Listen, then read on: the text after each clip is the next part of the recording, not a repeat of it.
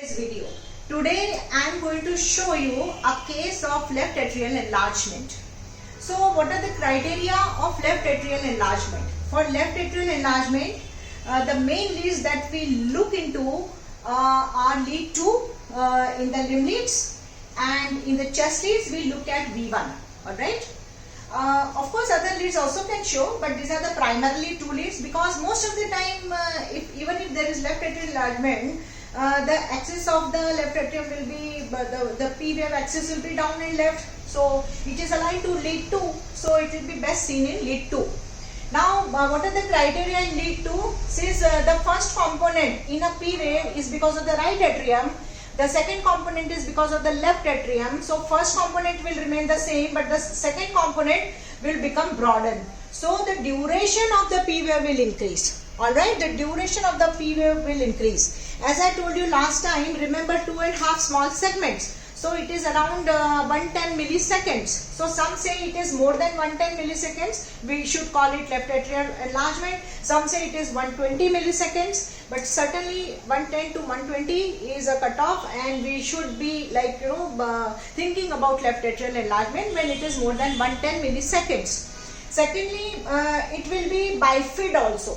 Bifid not necessarily, but it can be bifid, because the first component is atrium and the second will go like this, so it will be bifid.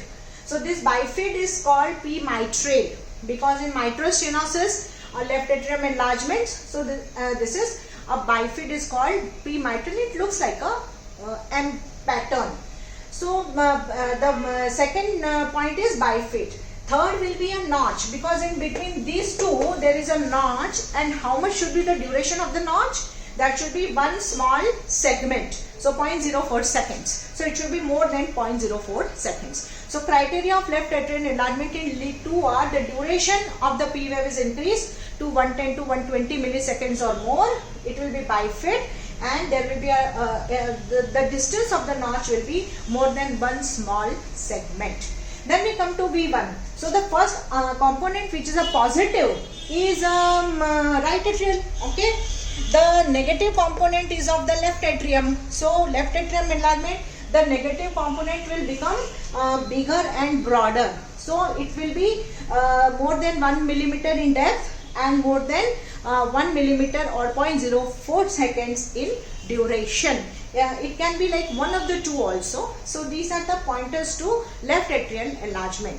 Now one patient came for echocardiography, and this was the ECG done for the patient.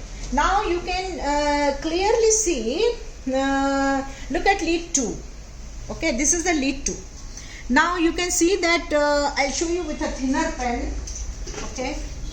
Now this is the P wave, and this is QRS complex. Alright, this is T wave.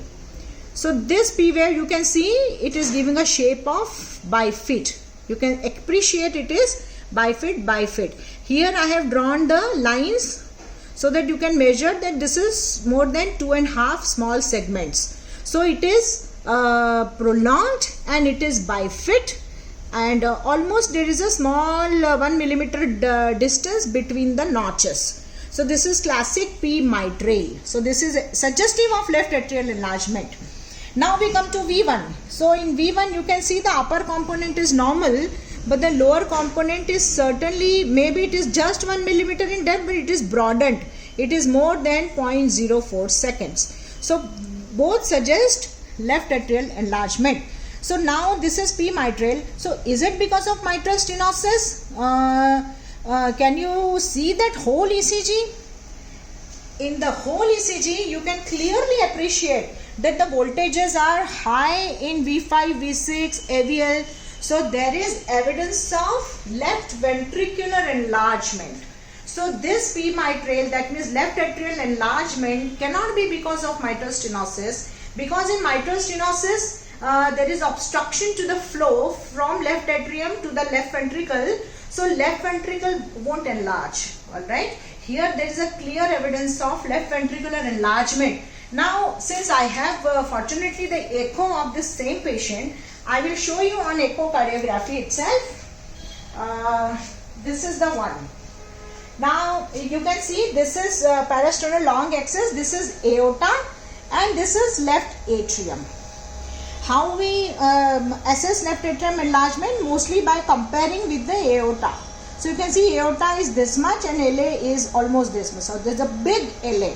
So LA is confirmed. Alright. Now we can go for the diagnosis of this.